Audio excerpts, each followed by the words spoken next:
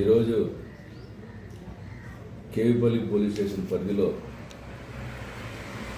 బండవడ్డేపల్లి గ్రామానికి చెందిన ఆవులకుంట నర్సింగ్ అనే వ్యక్తి స్టేషన్కి రాబడి తన కుమారుడు మణి అని చెప్పి వయసు 30 సంవత్సరాలు, అతను సాఫ్ట్వేర్ ఇంజనీర్గా బెంగళూరులో పనిచేస్తాడు.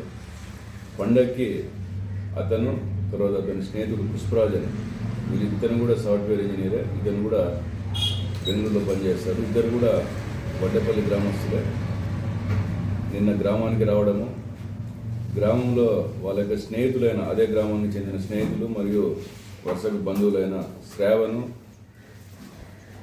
తర్వాత వేణుగోపాలు, అభిషేకు, శివమణి అని చెప్పి మొత్తం ఈ 6 మంది ఫ్రెండ్స్ నిన్న మధ్యాహ్నం 3:30 నుండి వాళ్ళు పండగ సందర్భంగా మద్యం సేవించి ఆ క్రమంలో వాళ్ళు దగ్గర 19 టిన్ బీర్లను, బడ్వైజర్ టిన్ బీర్లను సేవించడం జరిగింది. వీళ్ళు సాయంత్రం 7:30 వరకు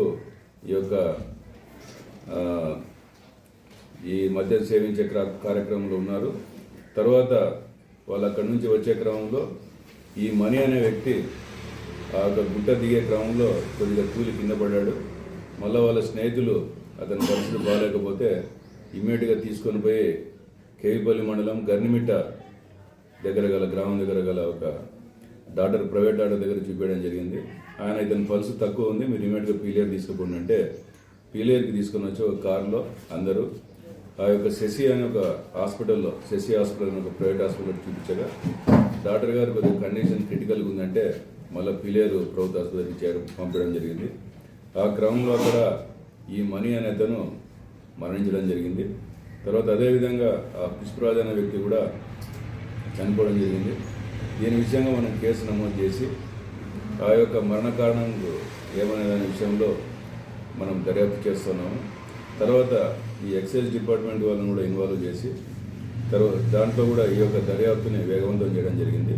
ఈ యొక్క టిన్ బీర్లు ఏమనేది అవి కూడా స్వాధీనం చేసుకొని దీనిని మనము ఎఫ్ఎస్ఎల్కి పంపించి అతనే ఈ యొక్క పోస్ట్ మార్టం కండక్ట్ చేయించి విసిరా కూడా ఎఫ్ఎస్ఎల్కి పంపించి దీని యొక్క మరణ కారణం ఏమనేది తెలుసుకోవడానికి మేము దర్యాప్తు చేస్తూ ఉన్నాము.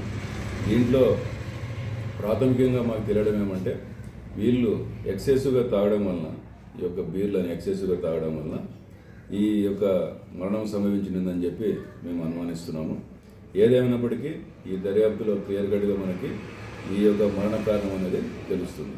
కాబట్టి రకరకాల అపోహలని దాన్ని నివృత్తి చేసుకునే దానికోసం అని చెప్పి ఈరోజు దీని విషయంలో మేము క్లారిటీగా చెప్పడం జరుగుతుంది. Thank you sir.